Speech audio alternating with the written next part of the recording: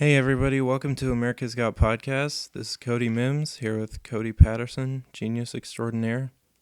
I don't know about that, but I'm excited to be here tonight. Ready to talk about some quarterfinals. Mm-hmm.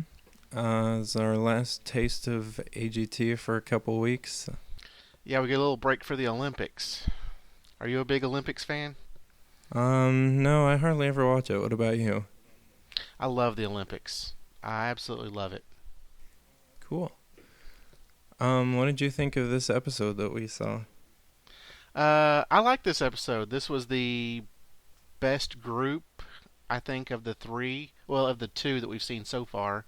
And I have a feeling that this group's going to be better than the third group that we'll see in a couple of weeks. But you never know. They may surprise us in that third group. Yeah, I like this one, and I also think this will be the best week of the three. I thought it was really good. There were fewer acts than last time than I was into, but I really liked the ones that I did like. Um, Yes, I agree. And we had some surprises. yeah. So let's get into it. First, we had Flip back in action, and I thought they were so much more deserving of the spot on this stage than Outlaws was. Yes, I thought their performance this week was better than their previous performance. It seemed crisper and more rehearsed. So yeah, I thought this one was better too. I thought they had a nice smooth energy, but I did think Howie was right that there was no special move. So I wasn't very wowed, but I thought they had some talent with this one. It was nice to see that. Yeah, it was nice to see it, but like Howie said, it didn't have anything special, and I did not have them going through to the next round. Okay, so when you say you don't have them going through to the next round, is that a prediction or a desire? That was a prediction. Okay, I think it would also be a desire. I don't really have they don't do anything for me. So it was yeah, a prediction and a desire that they would not be in the next round. yeah, I didn't vote for them, but they're our last dance group, and I want to have one of those. Are they the last dance group? Mm, well, there's some duos, right? Yeah, you still I have don't know. the mother son duo, but Yeah, I guess maybe as far as groups, you could be correct. yeah, maybe there are some other ones. I guess I need to fact check that.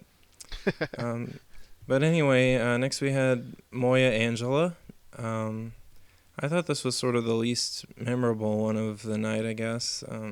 It seemed like it didn't peak as high as the audition. What was your impression? Yeah, it didn't really do anything special for me either. But I did have her going through, so apparently it kind of stuck out a little bit. It just it didn't do anything special for me. Mm-hmm. Mel was pretty honest about this one, which I appreciated. So thank you for that, Mel B. Yeah, I wouldn't put her through myself. But an act that I would put through is Victor Key. I thought this was a great performance. Did you like it? I didn't really care for it that much. I did like how he kind of popped up out of the egg, kind of like get Lady Gaga. Uh, but it just still seems like the same performance he's done the last two times. Really? Yeah, it didn't really do anything for me so far. Okay. I thought this was sort of flashier than the last one. I don't know. I found it to be a good evolution. I guess Howard would have buzzed him under his technical rules because he did drop a ball once, but That is true. He did. I'm not sure this is something he can do for a Vegas act for an hour and a half. I mean, he is good at what he does. I just don't think there hasn't been anything special that I've seen that would that I would go see at a Vegas show for 90 minutes. would you prefer like a regular juggling act or something like the passing zone? I think I would prefer like the Passing Zone because they seem to have some comedy along with theirs. They have some showmanship. He's just standing Mm-hmm. up there and just juggling some balls, which is fantastic. I mean, it's a great talent. I just don't think it's 90 minutes worth of entertainment for me. Okay. I think that might be a controversial opinion, but I really like this one. I gave him 7 votes. So Okay. It also kind of stuck out. How many ball jokes can we throw in there as well? yeah, maybe now he has to juggle something else just for that. Yeah. Do you think those balls are do you think they do anything special for his performance? Because it seems like in the results show, I don't know if you saw this, but when they were in the Duncan Lounge, it seemed like one of the judges could sort of control them the same way as him. You think like maybe they're weighted a certain way or they're made of certain Yeah, material? It's possible. They're probably not little plastic playground balls. I'm sure there's specific types of balls that are weighted just for him to be able to do his routine. yeah. What he does is probably very hard, but also very fun. Yes. Next up was Katie Lynn. Um, I thought she really put her heart into it, but overall, I guess I didn't like it because I don't really like this kind of music, and I didn't like how she started to clap in the middle of the song. I hate that. Yeah. What did you think of it? I liked it. I thought it was better than her previous performances. It's a country song, but I wasn't very familiar with it. I'm pretty familiar with a lot of country songs, but this one I wasn't familiar with. I did have her going on to the next round. Okay. I loved Nick's reaction to Simon's country accent also. That was funny. Yeah, that was kind of funny. Is it just me or did the crowd just go wild for this act? I guess maybe I just noticed the applause more than I usually do, but it seemed like they were very into it. No, I think they really like her. I think the audience really likes her act. Okay. Next up was Ryan Stock and Amber Lynn. Hashtag viral. Yes. Speaking of that, I wish they would stop flashing so many tweets on the screen unless it's a results show. I think that was sort of all over their intro or whatever. Anyways, at first, this was really wild, and I thought it was a beautiful presentation. I liked their aesthetic that they went through, and then the thing happened, and the judges were very sincere about it. I thought how he handled it very graciously. What did you think of this act? I liked it. I really liked the theme they went with the All American Family. Mm-hmm. Even with their intro package, they kind of had this all American family going shopping and riding Yeah. around in the car, and it kind of is an opposite of what they really are. I liked their act. It was a shame that how it ended. I did see a YouTube video today of where they did it again, and they were able to do it successful. But it was a YouTube video, no telling how many takes they did in order to Yeah. get it right.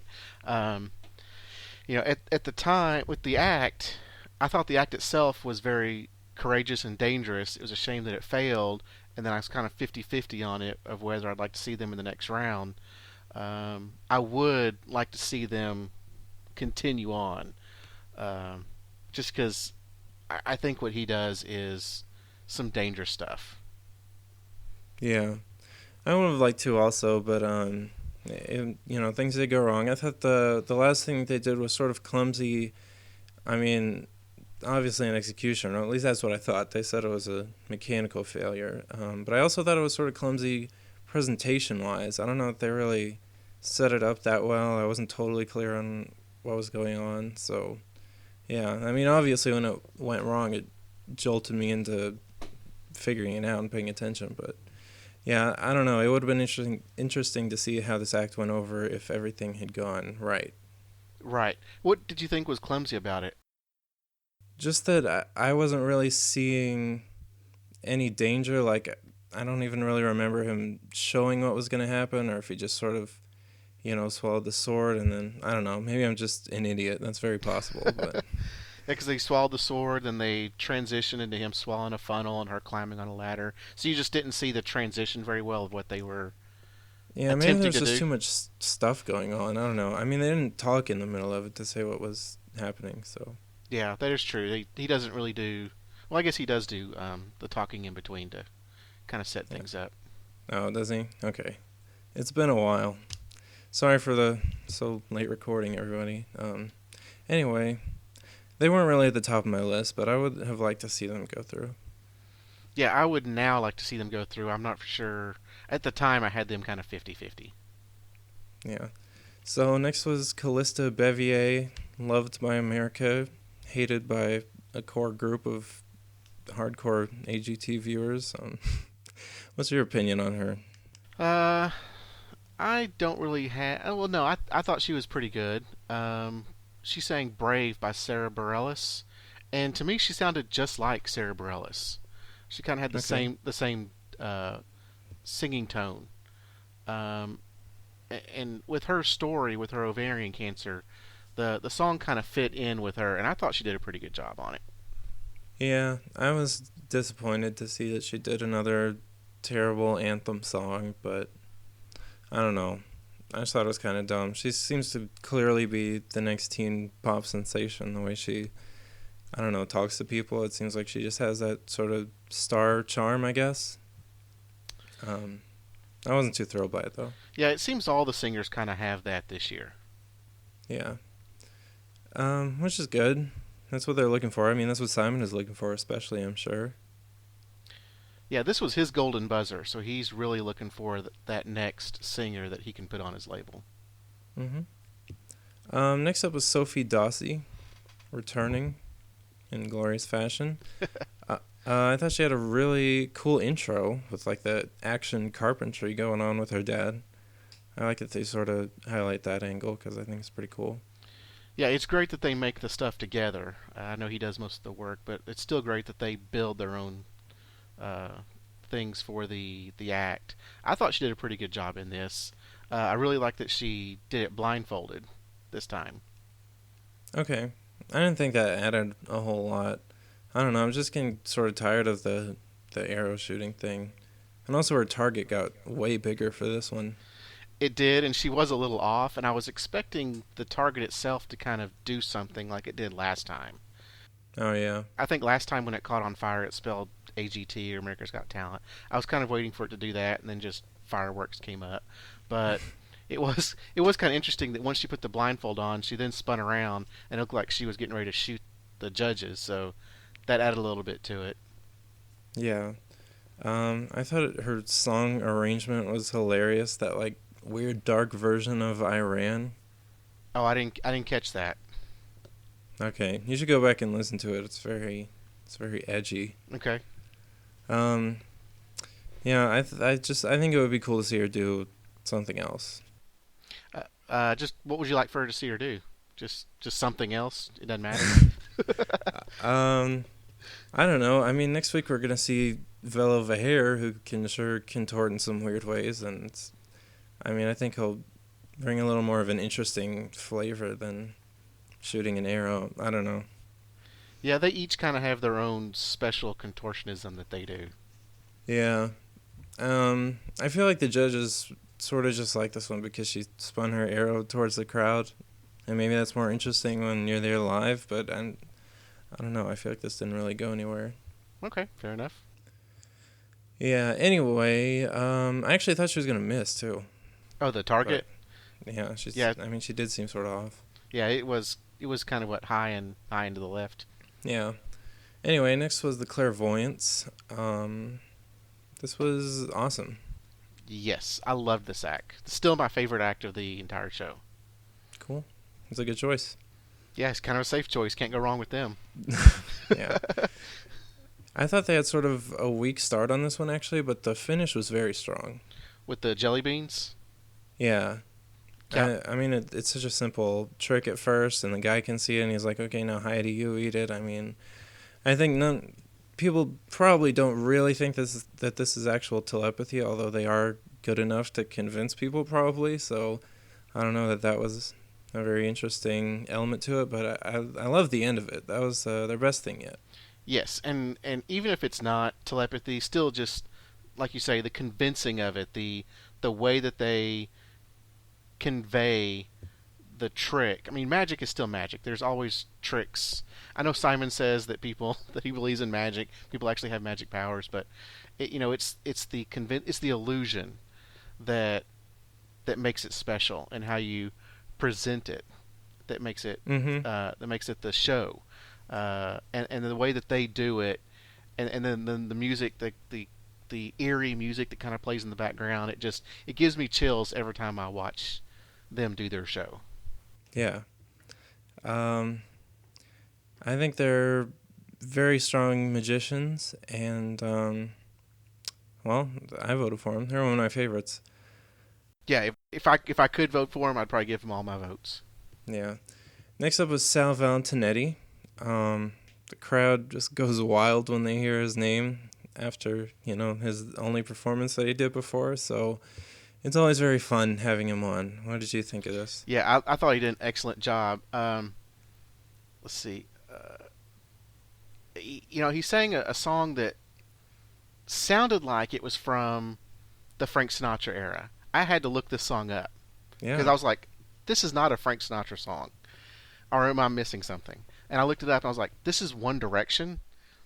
This is a song that was sang or written for One Direction, and he made it sound like it was a song from the 50s sung by Frank Sinatra, and I thought that was incredible. Yeah, I thought this arrangement was very cool. I did know that song, and I was pleased when I heard it. And I think it's cool what he wants to do. He said he wants to, bring the generations together. I think so. That's very cool. This presentation was super glitzy. It seemed like he had the highest budget of any act, but um, yeah, I don't know. As for his sound, I was sort of disappointed. I feel like musically, I so rarely get the same vibe from every musician as everybody else, but I don't know. It just didn't sound as crisp as his first one to me. Maybe that's because it's live. I don't know. But you liked it? I did like it, yeah. I thought, his showmanship is next level. The way he looked in that white tuxedo, he said in his package that he's lost 50 pounds. I Hmm. mean, he looked amazing. The way he just kind of takes over the stage. I can definitely see this as a Vegas act. Yeah, he's a Vegas act if there ever was one. Yes, I would agree. So the next up was throwings. I thought they ramped it up much more than they did last time. I was very happy with this. What did you think? It still kind of feels to me it's the same act we've seen the past few times. Now, was it this act or was it the previous act that they did the routine that she said she broke her neck or her part of her spine? I think that was this one. Was this one okay? I didn't quite catch that. The strobes didn't really add anything for me. It still feels like the same act as the past two times. Okay. Um, yeah, I wish I could remember like specifics on the different tricks that they brought out, but I thought it was so fast and intense. I really liked it. Heidi gave him a standing ovation. Heidi was standing a lot. But yeah, I thought they ramped it up. I don't see how, it feels weird to call Sophie amazing, but not think that this was ramping it up. But maybe that's just me. Hey, that's why there's two of us on here. Hmm. Two different opinions. That's what makes this great. Yeah. Um, Also, I think Simon is very annoying to the other judges. But Yeah, just a sidebar. yeah. He said he wanted to see more out of this, but I think you think he's really only interested in the singing acts. Do you think he doesn't care for the other acts?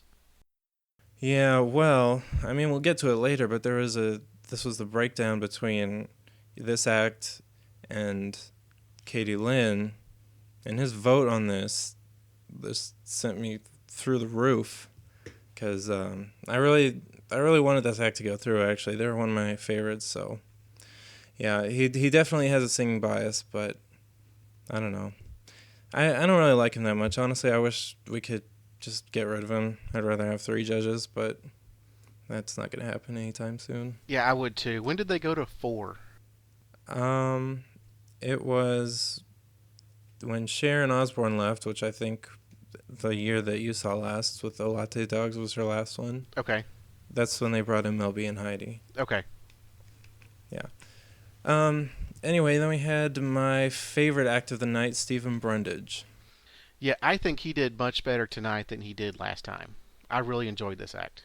Yeah, I thought he even did better this night than the Clairvoyants. Is that Ooh, too much to say? that's a bold statement right there. Yeah. I would put it up there with Clairvoyance. Okay. Yeah, it was a really good act. I mean, it's him and Clairvoyance 1 and 1A. Yeah. Magic was very fantastic tonight. Yes. And I'm really enjoying seeing the chronicles of Stephen Brundage and his intro package, how he has such a rabid fan base ready to bring him back. Oh, it's ridiculous. He is all over Reddit. He's all over Twitter. He has got fans all over the place. So Yeah. if the fans are voting like they should, he could win this thing. Yeah. This is like one of the best wild cards I think I've ever seen. And I was very upset that he got cut before too. So yeah, it's good to see him back. Yeah. Do you think Simon is lying about Mel B and Heidi not wanting him? No, I think he's just kind of teasing at him. Yeah. Anyway, let's break it down. He said he was going to do something he's never done before. So, I mean, that's pretty risky. Yeah, he's already pulled out some big Rubik's cubes and Yeah. And again, I love the Rubik's Cube element of this. I think he incorporates a real meticulously trained skill. And that's great. And that's going to make him, like, really unmatchable, I think. yeah, it really adds a great element because it kind of puts him down with the common man. Mm-hmm. Everyone can relate to a Rubik's cube, and a lot of people, including myself, can't figure out a Rubik's cube.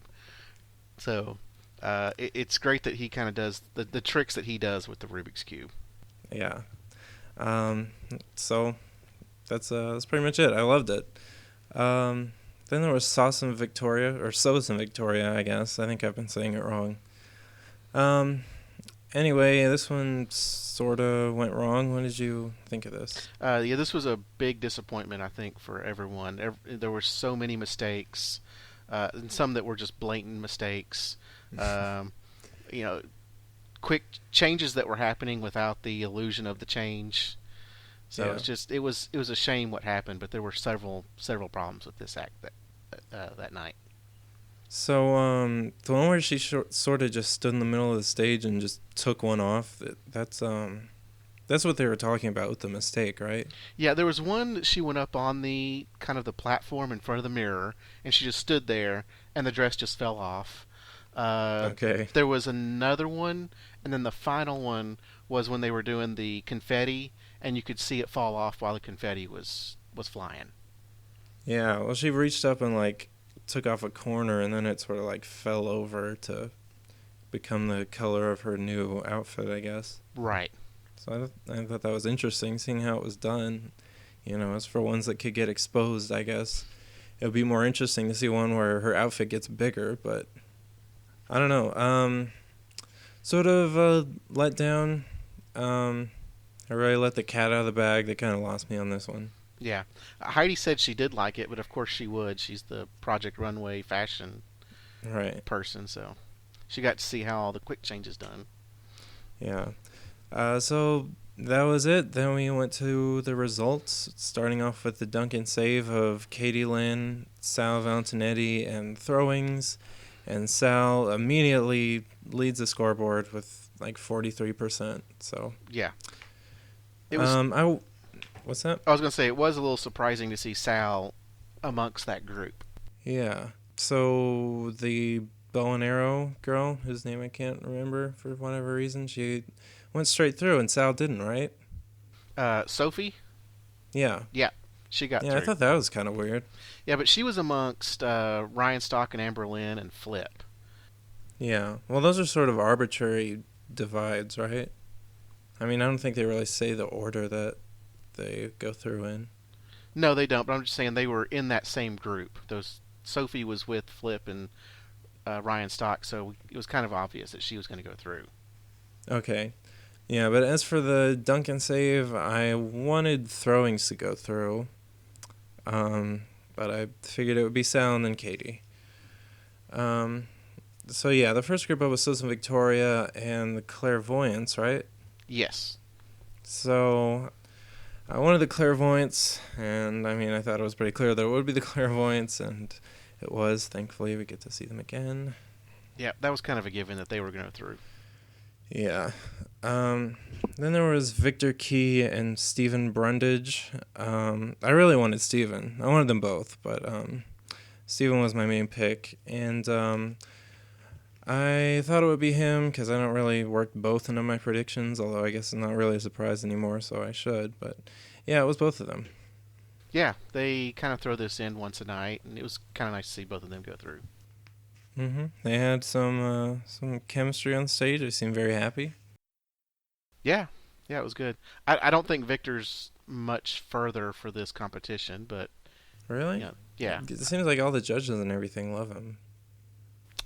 I mean, Well, if he's a judge's choice, I think he sort of has that safety net. But that is true. other than that, yeah, I don't know. Well, my concern when he started was like, is he too slick for the costume that he wears and everything? Is that too off-putting for people? So I think he's worked it into his act well, but I guess that could be a concern. Yeah. Some people might just think it's too weird. Yeah. So, do you have like a list of people that you did predict to go through? Yeah. Yeah. So I had Flip not going through. I had Moya going through. Victor not going through.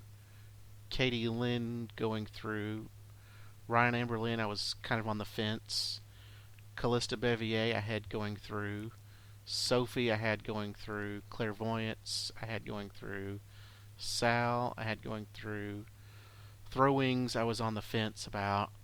Steven Brundage, I had going through. And Sos and Victoria, of course, they weren't going to go through. Okay. Well, So, yeah, it was a very strong night. yeah. Anyway, in the results show, we had a performance by Illuminate and Fits in the Tantrums. Did you see this? I did, and it was great to see Illuminate again. I wasn't familiar with Fits and the Tantrums. Were they in one of the last 3 seasons? No, I think they're just Are they just an act? commercial act performing. Yeah. Okay. Apparently, this is the song of the summer. I've never heard of it before. Yeah, I don't keep up with songs of the summer, so but it was kind of it was kind of a fun song though. Yeah, I thought this performance was a lot more Fits in the Tantrums than Illuminate, which was disappointing, especially because I thought they were going to perform separately. Yeah, I kind of concentrated on Illuminate though. I wasn't. I mean, the song was fun, but I was watching Illuminate. Yeah. We also had this judge school sketch thing. I thought Nick did a good job with this. I thought it was pretty funny. Yeah, that was a lot of fun to watch. Yeah, Howard Stern did one of these last year, but I think Nick's was better. They're very different. You can watch the other one if you want, I guess. I think Nick probably relates to kids much better than Howard does. Yeah, that's true. You're right about that. So the next result was Flip, Sophie, Dossie, and Ryan and Amber. Out of this group, I wanted Ryan, Stock, and Amber Lynn, but I figured it would be Sophie. And it was. So, Yep. meh, I guess. Yeah, I was happy to see that. Sophie, I think, needs to add danger if she keeps shooting arrows. Like, if that's the route she wants to take it, I don't know. There has to be something on the line, I feel. Do her and Deadly Games kind of need to team up and do Oh, something? that'd be interesting. Have her shoot an arrow at the Yeah, I can't remember her name, but they should do an act fusion. yes. Now that would be fun to see. Yeah. Yeah. And the next result was Moya, Angela, and Callista Bevier. I wanted Moya out of this group, but it was Callista. Yeah, I was good with either one. So then we got to the Duncan save, and it was Sal. And has anyone ever said they were going to win the whole thing in their acceptance speech? I thought that was just another example of his confidence. Yes, he is full of confidence. I think that's that New York thing, and he's just for sure. And it's great to have that amount of confidence. Yeah. So then we got to, I thought, which is the most infuriating part of the whole thing. This bothers me so many ways. Yeah, I thought we were so close to getting throwings. I figured it would be sort of a split like this. As soon as Heidi said Katie Lynn, I figured we were doomed. But then Simon actually sort of teased out that he wanted to pick throwings. I thought he sort of wanted them in his heart, but his stupid singer bias got in the way. I don't know. Yeah, this is one of the problems I have with the 4 judges. Is I think every week they could have a tie, and I think they may plan. It might be a conspiracy that they plan to have a tie every week, just so they have to go to America's tiebreaker. Well, I think sort of an element of this is maybe the judges did like throwings more, but they probably don't want to send home like a 12-year-old or however old she is. So once it gets down to to that point. I think they might shy away from that. Yeah, that's good. That's a good thinking. Yeah. How do you feel about the judge's choice? Would you rather have it just immediately go to America's vote to be more democratic? Yeah, either that or one of them abstains Yeah. and make it an odd number. Yeah, that's true. That'd be good. It feels like they can sort of weasel out of it, I guess. Like their judgments don't really mean much. No, it doesn't. With four, they can get it where it becomes a tie. Yeah. Well, I guess I can predict who America's choice is going to be too, probably. So, I mean, you Yeah. can see it on the Duncan save numbers. So there's that to think about also. But I guess it sort of takes the responsibility off. Yeah. What do you think of them showing the numbers up on the screen for the Duncan save? Yeah, it's sort of weird how they show it for that, but not, the regular voting numbers. But I guess that, it's sort of lower stakes than the regular voting, and that makes it so people will get out and vote live. Because getting engagement and getting people to even watch the results show is probably not easy. So they have to have something. But yeah, I'm all for the transparency of it. I love that. Okay. There's no suspense. It's rarely very close. It's fun when it's close, but do you like being shown the numbers? I can kind of take it or leave it because I know I'm kind of being wishy-washy on this. Because one side I could see could it skew the numbers? Because you see, oh, this person's winning. Well, I want to vote for this other person to see if I can make it close, or this person's winning. I'm gonna see if I can make it a landslide. Yeah. I, but you're right. The transparency is good. That way we're not shocked by anything. I mean, a lot of people like to vote for the winner too. So, I mean, I feel like I've seen some people commenting like that. Like, I don't know. It's not a guess the winner contest, people. That is true. But, yeah, that was it for this week. Pretty not bad results, but I thought it was a very good show. We'll talk more about next week later. I think we're going to do another show before America's Got Talent returns, so keep an eye out for that. Unfortunately, I won't be able to make this an Olympics podcast with you. That's okay. We can talk. You don't want to talk about judo or fencing? I seriously don't even know what that is. Yeah, I was going to say the Olympics is one of my favorite. Every 4 years they have the Olympics. I love it, seeing all the countries come together, in one spot.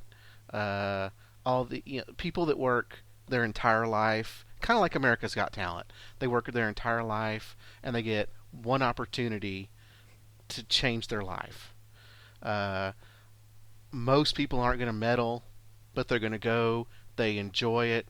They have a chance to represent their country, and they get to experience that once in a lifetime opportunity.